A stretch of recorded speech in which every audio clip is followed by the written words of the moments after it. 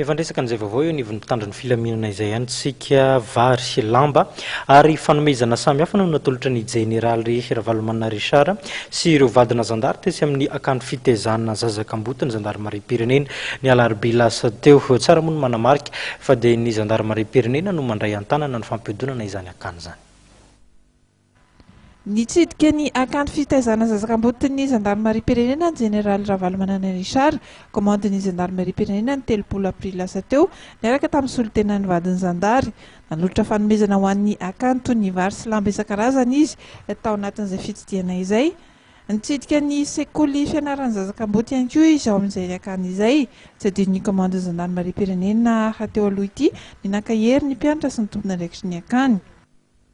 Marihana fa hatreto dia mbola eo anivon'ny zandarimariam-pirenena ihany no miantoka ny fampandehanana ity akanjo ity. Tamin'ity fitsidihana ity dia nisy ny fanadihadiana fotony mikasika ny fampandehanan-draharaha sy ny fampitaovana izany akanjon'ny Zazakamboto izany. Ity akanjo ity izay mitaza ireo zaza navelan'ny zandary lavo teo am-panatanterahana ny asany ho fanompoana ny firenena.